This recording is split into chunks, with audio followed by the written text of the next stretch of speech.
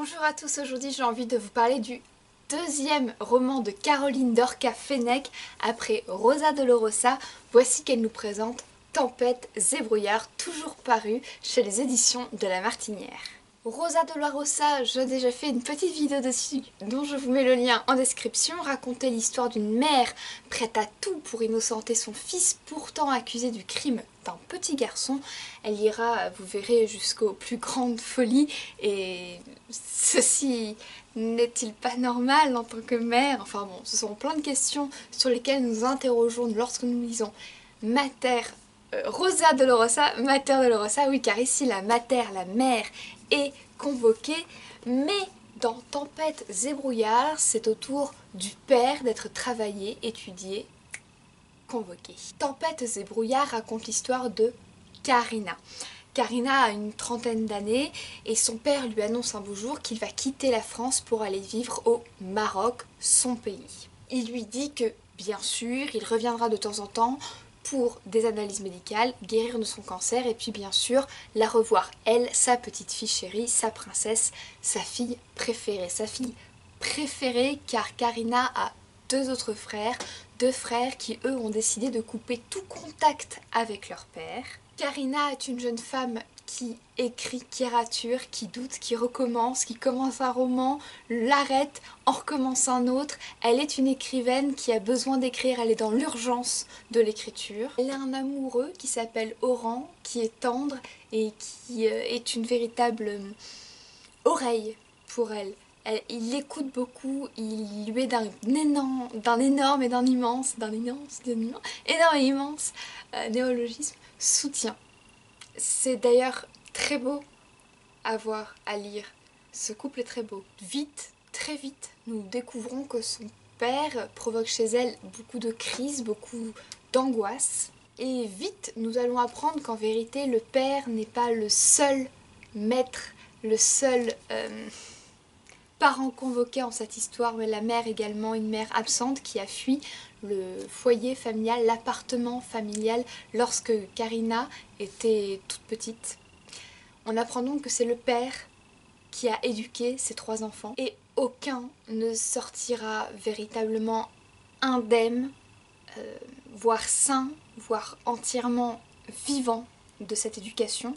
J'emploie des mots durs parce que le texte est dur, parce que ce qui est raconté est dur. C'est une enfance dont aucun ne se remettra tout à fait. Qu'il est un roman sur l'écriture, sur l'acte d'écrire, également sur la littérature et l'acte de lire. L'acte de lire et d'écrire sont deux actes importants, bien plus que nous pensons. Ici, nous avons de nombreuses références littéraires, tous ces textes ingérés, lus, digérés, avec lesquels Karina a été bercée, puis accompagnée lors de son enfance, son adolescence, le début de sa vie d'adulte. Je suis encore très émue lorsque j'en parle.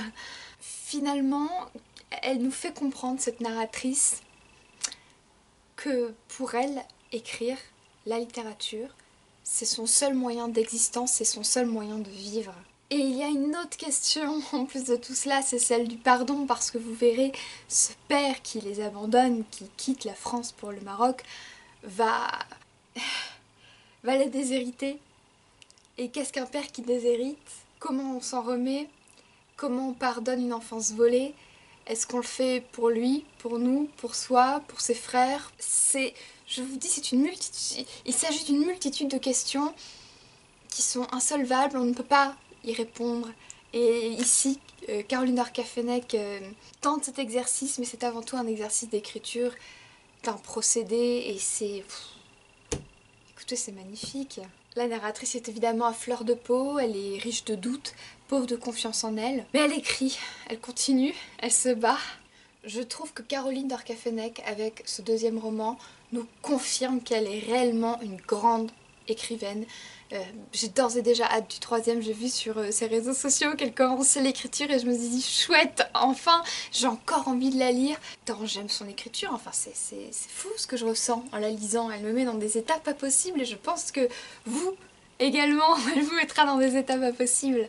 Ça fait du bien parfois d'être secouée, hein. L'écriture a cela de cathartique un peu et bon bah là elle remplit complètement le rôle.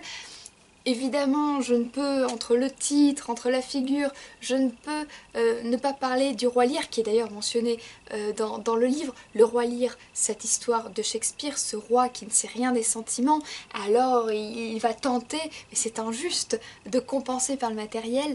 C'est exactement ce qui se passe ici également. Il y a cette figure paternelle, immense, surplombante. C'est puissant, c'est difficile, c'est triste, mais c'est beau, et d'une certaine manière, puisque carte arctique, comme je l'ai dit, ce livre fait paradoxalement du bien. Je rajoute que c'est un livre sur les liens du sang et le fait qu'ils ne sont pas toujours évidents. Nous ne sommes pas obligés d'aimer les gens qui partagent le même sang que nous. Voilà, c'était une vidéo un peu compliquée. J'ai mis beaucoup de temps à la faire, alors que ça fait un moment que j'ai lu ce livre, mais je voulais absolument vous en parler. Il est paru là au mois de janvier 2022. Parce que je le trouve important, parce que je le trouve beau, parce que je le trouve nécessaire et parce que j'admire profondément le travail de Caroline Dorca Fenech. Rosa Dolorosa qui désormais est en poche avec une jolie couverture avec plein de méduses. Si vous allez voir ma première vidéo, vous comprendrez pourquoi je parle des méduses qui d'ailleurs sont présentes ici aussi, parce qu'on voit bien, voilà. Et puis Tempêtes et brouillards. Je vous dis à lundi prochain avec une autre vidéo, une autre histoire qui sera un peu plus joyeuse. Je ne vous en dis pas plus.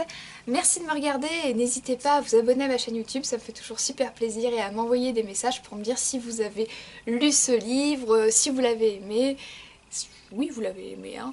Et puis bon bah voilà, je vous dis à tout bientôt. Merci.